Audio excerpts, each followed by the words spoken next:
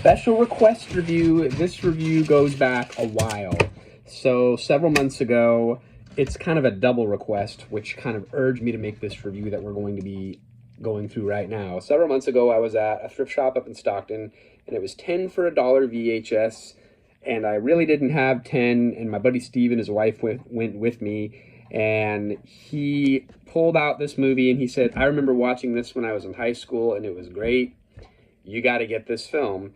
And then a couple of days ago, my buddy Ben, he also was texting me back and forth about some of my recent reviews, and he recommended that I do a review on The Firm, directed by Sydney Pollack.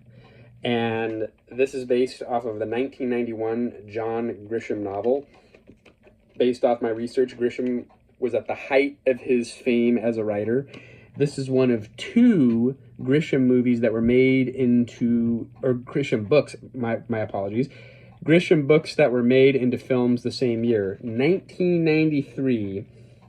And as you can see on the box, Tom Cruise has a top billing. Even though there was a lot of other prominent actors, his contract stipulated that he would be the only one on all the advertising. And so you see here, he is not even listed in any of the credits for the film, and there's also another reason for that, which we will get into as we talk about this picture. 2 hour and 34-minute runtime. It is quite long.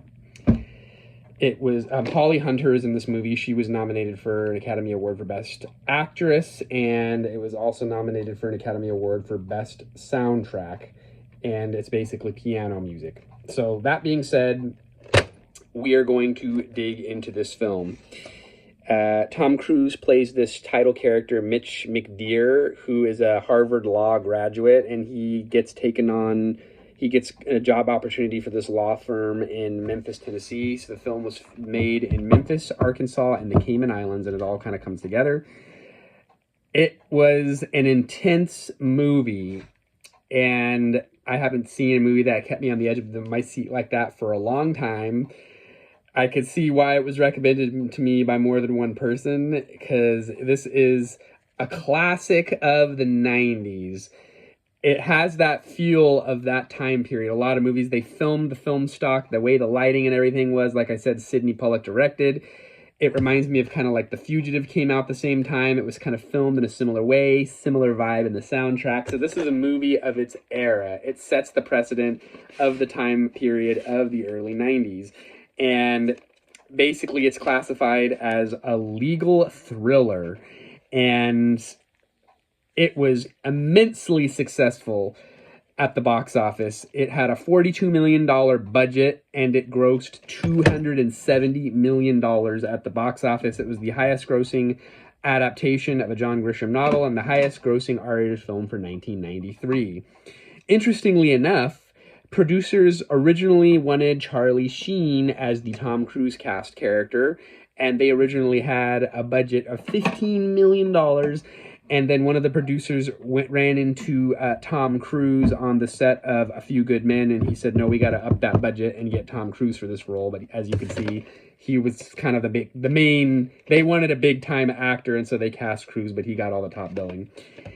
Weirdly enough, another weird casting choice, the Hackman character, which is great in this role.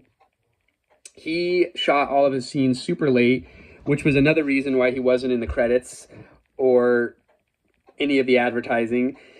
The producers and the studio wanted to change the character from the Grisham book to a female, and they had cast Meryl Streep to play that role.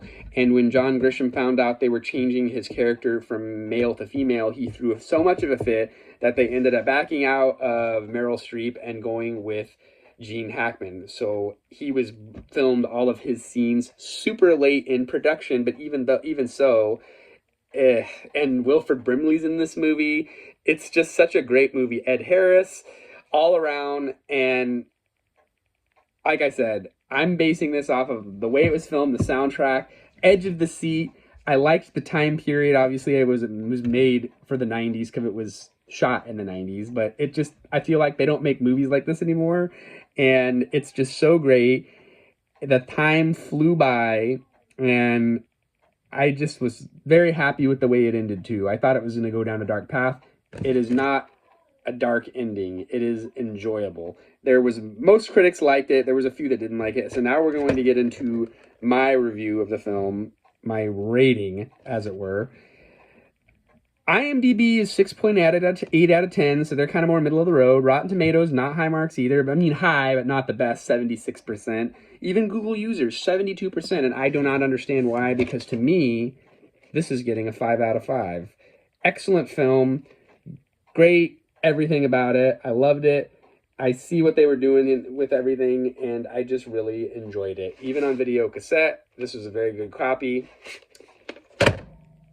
I'll have to check out the Pelican Brief. I may have seen it, I can't remember, but I'm interested to see another adaptation of a Grisham novel. And from what I could say, it pretty much stayed true to the book, except for the ending was different, but that's not really here nor there. It doesn't really affect the outcome.